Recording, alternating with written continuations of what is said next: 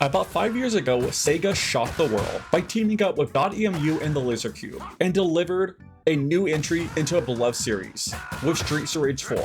This thing had it all. A killer soundtrack, great visuals with a cartoonish hand-drawn art style, stellar gameplay. It was the complete package. And if you're like me and grew up playing Streets of Rage on the Sega Genesis, it did not disappoint. In fact, even if you were new to the genre or the franchise, you were gonna have a blast. Across the board, everyone loved it.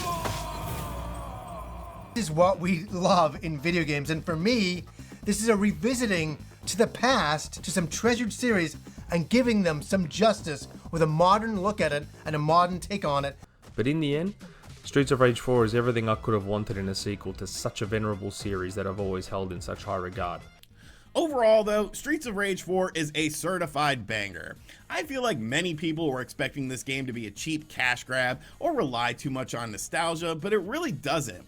And luckily, it wasn't just Streets of Rage that had its grand return. I started to see other incredible franchises from my childhood make a comeback as well, like Teenage Mutant Ninja Turtles with Shredder's Revenge, another incredible must-play beat-em-up title. Or how about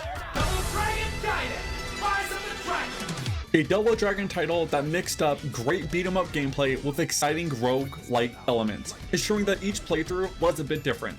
Plus, this is one game that just keeps getting more and more free DLC.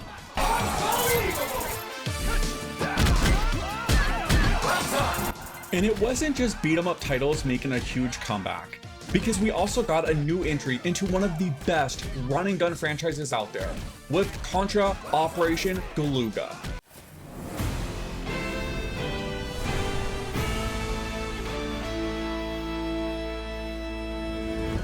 And this wasn't just a nostalgia trip for people like me that grew up in the States, because the game not only had Bill Reiser and Lance Bean as playable characters, it had the robots from Probotector, so our friends overseas got to enjoy a trip down memory lane as well. It even had characters from Contra Hardcore, like Brownie and Brad Fane.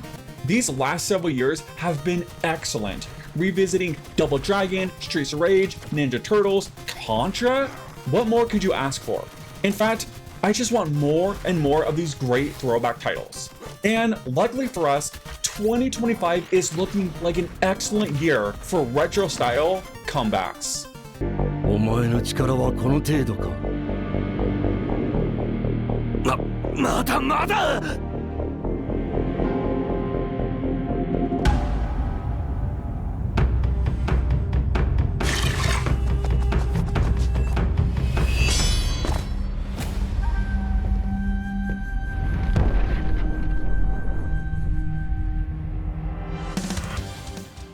Because we have one of the hardest gaming series making a return as well, with Ninja Gaiden Rage Bound. And if this is only a fraction as difficult as the original NES trilogy, it surely will live up to that name, Rage Bound. There was a reason why you had unlimited continues on the original Ninja Gaiden.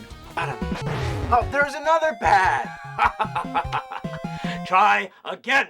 Practice! Unlimited continues means no game over. Game is only over when you make it over. So I sure hope you guys are ready to pull out your katanas, sharpen those blades, and practice your ninja moves until they are as fast as lightning. Because Ninja Gaiden is not the only ninja franchise making a return this year. Forged to unleash vengeance. More than a weapon. It is the soul of a shinobi. That is right, the Lizard Cube is back to bring us another Sega classic. And they are once again delivering beautiful hand-drawn graphics, incredible animations, topped off with a kick-ass soundtrack, with Shinobi Art of Vengeance. Soaring where others would not dare.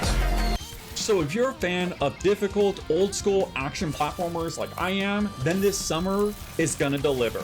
Because we're seeing the return of both of the ultimate ninja franchises, with Ninja Gaiden Rage Bound and Shinobi Art of Vengeance. What more could you ask for? Each weapon a tool, each tool a part of the whole.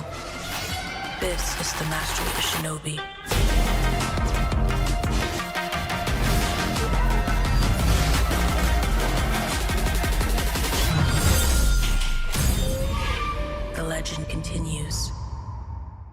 However, 2025 is not just the year of the ninja, it is also the year of the cyborg, because we're getting a new 2D Terminator game.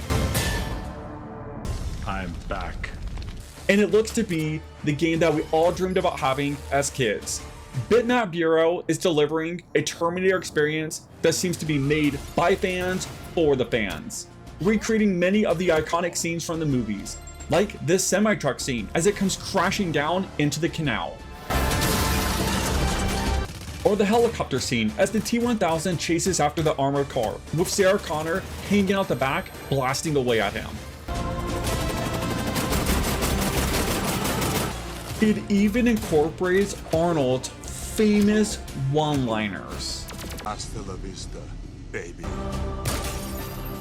Hell, Terminator 2D No Fate even has a playable adult John Connor, as we get to battle Skynet during the future war, as we lead the resistance to take down Cyberdyne once and for all, before the machines are able to terminate the human race. Terminated.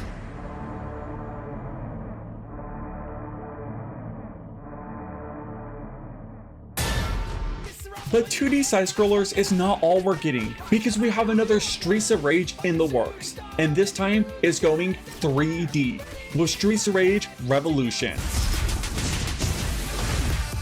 We're even getting a new 3D beat-em-up Golden Axe game. Streets of Rage, Shinobi, Golden Axe. Boy, is Sega making a comeback or what? Overall, I'm just super excited to see so many of my favorite franchises I loved as a kid returning and being made by developers that actually seem to respect the source material they're working on. But I would love to hear what you all think. Let me know your thoughts in the comments down below. By the way, if you made it this far and did enjoy the video, let me know by dropping a like, and if you are new, please consider subscribing.